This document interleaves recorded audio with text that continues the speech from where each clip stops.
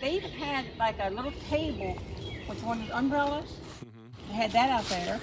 They had the grill, and then they had, the charcoal. Margaret Craig raised her daughter, fed her, sheltered her, and in her final years, depended on her.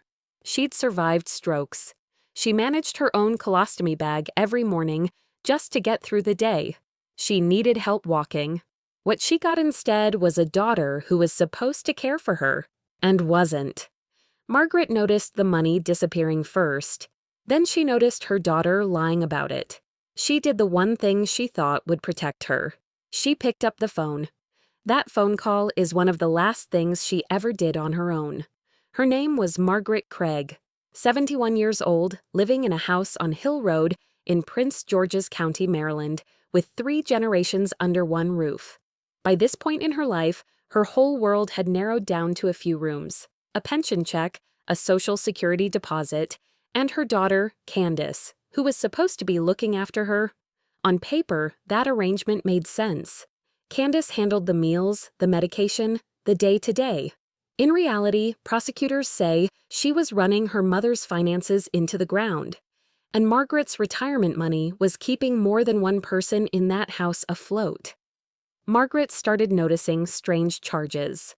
DoorDash, Lyft, services a woman in her condition had never used. So she called her bank the way anyone would. That's not suspicious behavior.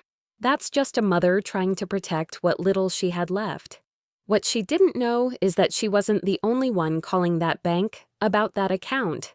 Someone else was on the line too, pretending to be her, approving the very charges Margaret was trying to report as theft. 2 women fighting over the same account on the same phone line, and only one of them understood what was actually happening. Relatives who stopped by during this period noticed the house had changed. The smell was different. Trash was piling up. One cousin's daughter later said she felt watched the whole time she was there, like she wasn't supposed to see whatever was happening inside those walls. Nobody outside the house could prove anything was wrong, but everyone had a feeling, and feelings like that are usually right. Then Margaret did the thing her daughter couldn't afford for her to do. She confronted her, face to face, in her own home about the fraud. She told her she was going to call the police. That threat is the reason Margaret Craig is dead. Margaret never got the chance to make that call. What happened next, we know mostly through one person, Celia Hardy, Candace's daughter, Margaret's granddaughter, 19 years old with a developmental disability that made her easy to direct and hard to doubt. She wasn't in the room when it happened. She was in another part of the house when she heard her grandmother scream. She asked what the noise was. Candace told her something had fallen in the basement, told her to stay out of Margaret's room. Normal people don't give instructions like that. But Celia trusted her mother, so she listened, until the next day, when curiosity got the better of her, and she went into that room anyway. She found her grandmother's body inside a plastic storage bin, a trash bag over the head, blood soaked into the carpet. Here's where the story stops being about an argument over stolen money and becomes something else entirely. Because Candace didn't call anyone. She didn't panic, at least not in any way that led to help. She started planning. She cut the bloody carpet out of the bedroom and dumped it at a nearby IHOP. She told Celia they needed to get rid of the body, and she laid out the options like she was picking from a menu: acid, fire, or a saw. They drove to Home Depot together and bought charcoal, a lighter, and a gas can. Then Candace lit the grill. Her mother's remains went on it, and so, for the smell, did dinner. Chicken, cooking a few feet away from the thing she was actually trying to burn. When a neighbor saw smoke and came running, Candace didn't miss a beat. "Just a tire," she said. "Nothing to worry about here." As if a burning tire and a suburban backyard barbecue table with an umbrella needed no further explanation. It worked for about as long as any excuse like that ever works. The grill wasn't enough. So 4 days after her mother was already dead, Candace placed an order in Margaret's name for an electric chainsaw, delivered to a dead woman's house, paid for with a dead woman's money, used the next morning in that same basement. Celia said she heard it running. She got sick. She came downstairs to find her grandmother in pieces on the floor.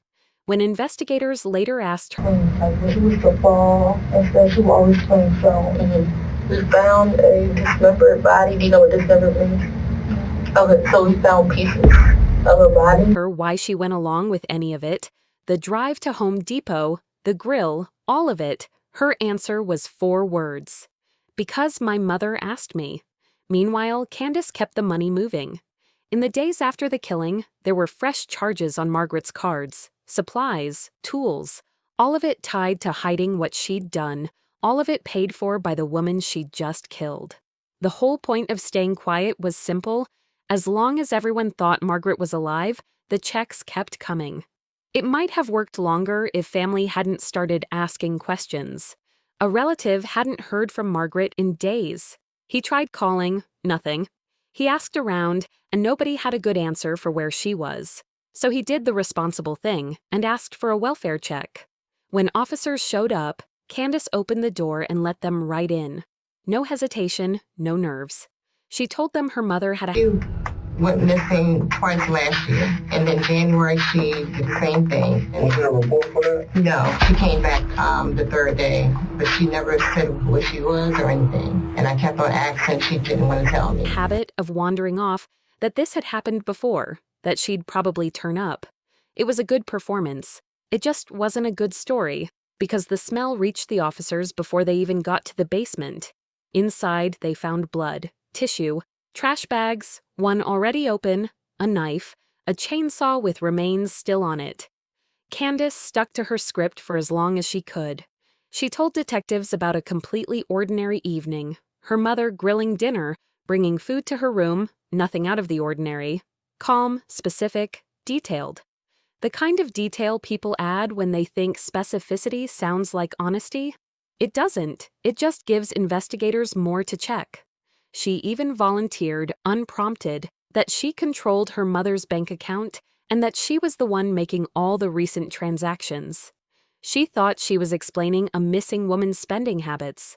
What she was actually doing was handing detectives her own motive. When the case reached the medical examiner, there wasn't much left to examine in any conventional sense. The remains arrived in 9 separate bags, 67 fragments in total, some burned, some cut. The damage was too extensive to identify an exact cause of death. It was ruled a homicide by undetermined means, which is its own kind of verdict, proof that something violent happened, without the ability to say exactly how. The trial lasted 8 days. Jurors saw more than 600 pieces of evidence. They heard from Celia, who described the scream, the room, the chainsaw, in plain, unpolished language that didn't need embellishing to land. The defense tried to introduce doubt, pointed to unidentified DNA at the scene, floated the idea that Margaret might have taken her own life. The jury didn't buy it. They deliberated for a little over an hour and convicted Candace Craig on every count. At sentencing, prosecutors didn't hold back. They called her the mastermind of both the killing and the cover-up, and noted that even after everything, she'd tried to pin the blame on her own daughters. The judge described the case as something so unimaginable that only Candace herself truly knew what happened in that house. Then she sentenced her to life without the possibility of parole. Salia's outcome looked nothing like her mother's. The court recognized what she was, a teenager with a developmental disability, led by the one person she trusted most, and used for something no child should ever be asked to do. She pleaded guilty to accessory after the fact. By the time it was over, she'd already served roughly the equivalent of her sentence and walked out on probation. There's no clean way to close a story like this one. A woman spent her final months being slowly drained by the person meant to protect her, and when she finally tried to stop it, it cost her everything. The daughter who did it is gone for good. The granddaughter who was pulled into it will carry it for the rest of her life, whether she deserved to or not. Love, in this house, wasn't the thing that broke it. Money was, and once it did, nobody in that family walked away whole. If you enjoy true crime content, make sure to subscribe to Love to Death channel for more shocking cases, in-depth investigations, and updates on stories like this one. Hit the notification bell so you never miss an upload.